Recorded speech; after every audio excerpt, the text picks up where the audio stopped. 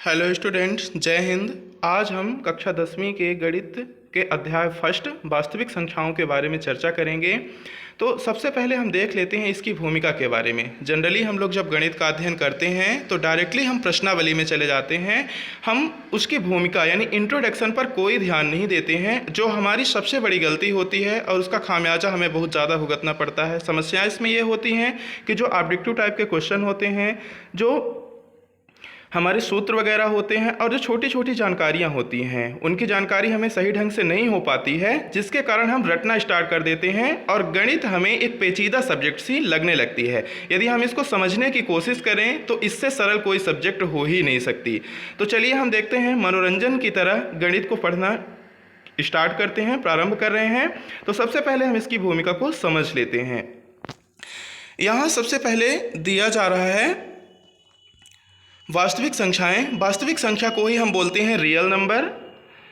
Real number से तात्पर्य है कि परिमेय और अपरिमेय संख्याओं के समुच्चय को वास्तविक संख्या कहते हैं। अर्थात परिमेय और अपरिमेय संख्याओं को हम एक ग्रुप में रख देते हैं तो इन दोनों संख्याओं को एक साथ हम वास्तविक संख्या कह देते हैं। फिर इसके बाद आ जाता है कि वास्तविक संख्याओं को यदि व्यक्त करने की बात आ जाती है तो वास्तविक संख्याओं को व्यक्त करने के लिए वास्तविक संख्या रेखा का प्रयोग किया जाता है। अभी तक हम पढ़ते थे नंबर लाइन या संख्या रेखा, लेकिन वास्तव में जो हमारी संख्या रेखा होती है उसी को हम वास्तविक संख्या रेखा कहते हैं। अंग्रेजी भाषा में यदि हम इसे बोलेंगे तो वास्तविक संख्या रेखा को ही हम रियल नंबर लाइन्स कह सकते हैं। यहाँ आपकी स्क्रीन में प्रदर्शित हो रही है ये रियल नंबर लाइन्स का एक छोटा सा चित्र यहाँ पास अंकित है, एक रेखा चित्र बना हुआ है।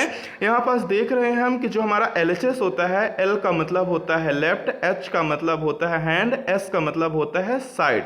तो LHS को हम बोल सकते हैं लेफ्ट हैंड साइड, और दूसरी तरफ होता है हमारा RHS। R से होता है राइट, H से होता है हैंड, S से साइड, तो राइट हैंड साइड। तो जो हमारा लेफ्ट हैंड साइड होता है यानी जो हमारा बायां पक्ष होता है, इसकी ओर निगेटिव यानी ऋणात्मक संख्याएं आती हैं, या निगेटिव डायरेक्शन भी इसको हम कह सकते हैं।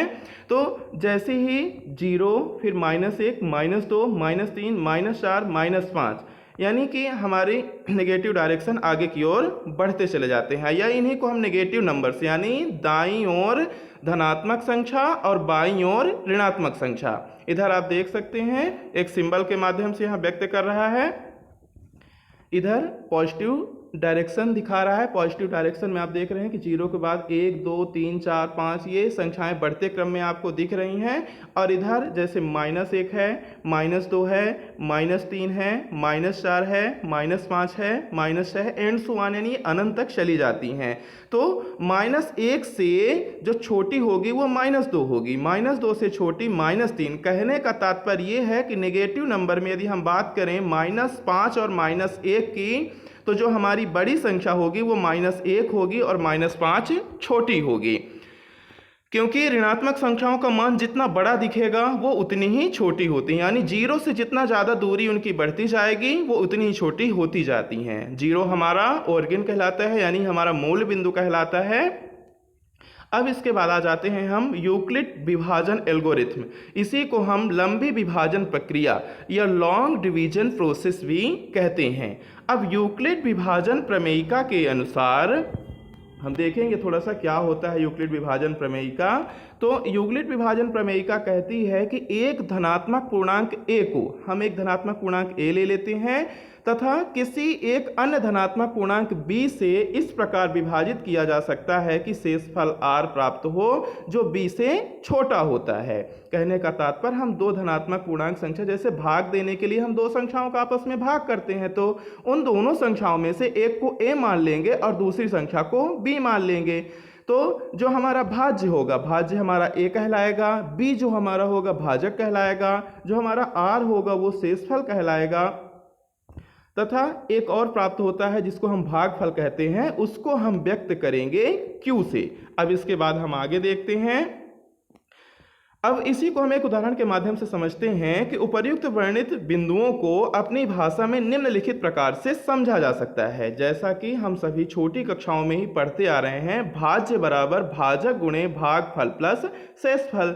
ये तो जनरली हम लोग चौथी पश्चिमी में पढ़ते आ रहे हैं कि भाज्य बराबर भाजक गुणे भागफल प्लस शेषफल की सहायता से हम जो भाग किया करते थे उसकी जांच कर सकते थे। तो जहां देखिए हम एक उदाहरण के माध्यम से आपको समझाने की कोशिश कर रहे हैं। यहाँ देखिए हमने भाज्य को a से व्यक्त किया है, भाजक को b से व्यक्त किया है, भागफल को q से तथा शेषफल को r से व्यक्त किया है। यहाँ पास हमने दो धनात्मक पूर्णांक लिया है। पहला धनात्मक पूर्णांक हुआ 20 और दूसरा धनात्मक पूर्णांक हुआ 4। अब यहाँ हम देख रहे हैं कि जो हमारा 20 है, 20 हमारा 4 से बड़ा है।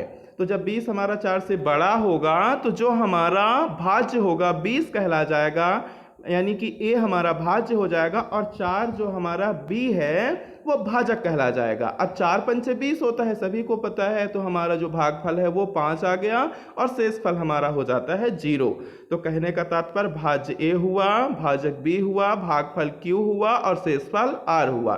तो यूक्लिड विभाजन जो एल्गोरिथ्म होता है वो होता है a बराबर b q प्लस r, या इसी को बोल सकते हैं a बराबर b into q plus r। अब हम आगे देखते हैं यूक्लिड विभाजन एल्गोरिथ्म के अनुप्रयोग क्या होते हैं, यानी किन दशाओं में इसका इस्तेमाल किया जाता है। तो हम इसके अनुप्रयोगों पर चर्चा करते हैं। तो इसका एक ही अनुप्रयोग हम अपने सिलेबस में पढ़ेंगे अपने अध्याय फर्स्ट में। तो हमारे इसमें बताया गया है कि दो धनात्मक पूर्णांकों का महत्तम समापवर्तक यानी HCF प्रकटित करने के लिए यूक्लिड विभाजन एल्गोरिथ्म का प्रयोग किया जाता है। अब आगे चलते हैं। अब हमारी आ जाती है प्रमेय 1.1। इसी को हम बोलते हैं यूक्लिड विभाजन प्रमेयिका। तो चलिए हम समझ लेते हैं कि यूक्लिड विभाजन प्रमेयिका क्या होती है। तो दो धनात्मक पूर्णांक a और b दिए रहने पर, यदि हमको दो धनात्मक पूर्णांक a और b दिए रहते हैं, तब ऐसी द्वितीय पूर्ण संख्याएं q और r विद्यमान है कि a बराबर b q प्लस r, जहां 0 छोटा या बराबर r छोटा b है। देखिए यहाँ पास एक कंडीशन दी गई है कि जो हमारा शेषफल लास्ट में आएगा या तो शेषफल 0 मिलेगा, या तो शेषफल हमारा जो 0 होगा या कि जो हमारा शेषफल r होगा वो 0 के बराबर होगा, या हमारा शेषफल जो r होगा 0 के बराबर होगा या तो 0 से बड़ा होगा, यानी हमारा जो 0 होगा वो शेषफल से छोटा होगा या शेषफल के बराबर होगा। तथा जो हमारा शेषफल r होगा वो जो हमारा भाजक b है वो हमेशा b से छोटा ही होगा। यह यूक्लिड विभाजन प्रमेयिका कहलाती है। एक बार फिर से रिवाइज कर लेंगे कि दो धनात्मक पूर्णांक a और b दिए रहने पर ऐसी अद्वितीय पूर्ण संख्या q और r विद्यमान है कि a बराबर b q प्लस r, जहां 0 छोटा या बराबर r छोटा b है। इसको थोड़ा सा पढ़ने में हमें कठिनाई होती है तो हम इससे नजरें चुरा करके भागने लगते हैं। एक बार फिर से हम इसको देख लेंगे कि a बराबर b q प्लस r, फिर लिखा है जहां 0 छोटा या बराबर, यहाँ दो चिन्ह एक साथ लगे हुए हैं तो उसको हम पढ़ेंगे छोटा या बराबर r और r छोटा b। इस प्रकार से हम एक बार फिर से इसको देख लेंगे कि a बराबर b q प्लस r, 0 छोटा या बराबर r छोटा b।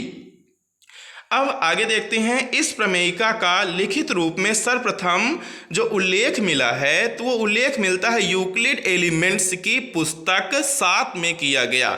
सबसे पहले इसकी जानकारी तो लगभग बहुत पहले से ही थी, लेकिन जब इसका उल्लेख किया गया तो यूक्लिड एलिमेंट्स की पुस्तक 7 में किया गया था। फिर आगे है एक यहाँ पर नोट लिखा है कि यूक्लिड विभाजन एल्गोरिथ्म या इसी को हम कलन विधि भी कहते हैं, इसी प्रमेयिका या लेम्मा पर आधारित है। जो हमारी यूक्लिड विभाजन एल्गोरिथ्म यानी कलन विधि है वो इसी प्रमेयिका a बराबर b q प्लस r, फिर जहां 0 छोटा या बराबर r छोटा b पर ही आधारित है। क्या आधारित है? यूक्लिड विभाजन एल्गोरिथ्म प्रमेयिका पर आधारित है। कहने का तात्पर्य यह हुआ कि यूक्लिड विभाजन एल्गोरिथ्म या कलन विधि यूक्लिड विभाजन प्रमेयिका पर आधारित है। अब हम चलिए जानते हैं कि एल्गोरिथ्म क्या होते हैं। तो एल्गोरिथ्म सुपरिभाषित चरणों की एक श्रृंखला होती है। श्रृंखला का मतलब सीरीज होता है, एक टेबल टाइप से बनी होती है, जो एक विशेष प्रकार की समस्या को हल करने की एक प्रक्रिया या विधि प्रदान करती है। फिर से एक बार देख लेंगे कि एल्गोरिथ्म होता क्या है। तो एल्गोरिथ्म सुपरिभाषित चरणों की एक श्रृंखला होती है जो एक विशेष प्रकार की समस्या को हल करने की एक प्रक्रिया या विधि प्रदान करती है। अब ये देख लेते हैं कि ये एल्गोरिथ्म शब्द हमें प्राप्त कहाँ से हुआ। तो शब्द एल्गोरिथ्म 9वीं शताब्दी, यानी ये बहुत पुरानी बात है, 9वीं शताब्दी की बात है। तो 9वीं शताब्दी के एक फारसी गणितज्ञ अल ख्वारिज़मी के नाम से लिया गया है। फिर से ध्यान रखेंगे कि एल्गोरिथ्म शब्द जो है 9वीं शताब्दी के एक फारसी गणितज्ञ अल ख्वारिज़मी के नाम से लिया गया है। अब इसके बाद हम देख लेते हैं कि जो वास्तव में एल्जेब्रा हम पढ़ते हैं, गणित में इसका इस्तेमाल करते हैं। तो वास्तव में जो एल्जेब्रा है, एल्जेब्रा भी इन्हीं की पुस्तक, अल ख्वारिज़मी की पुस्तक हिसाब अल जबर व अल मुकाबला से लिया गया है। एल्जेब्रा शब्द हमेशा ध्यान रखेंगे, कभी जीके में भी पूछ सकता है कि एल्जेब्रा शब्द हमारी गणित में कहाँ से आया।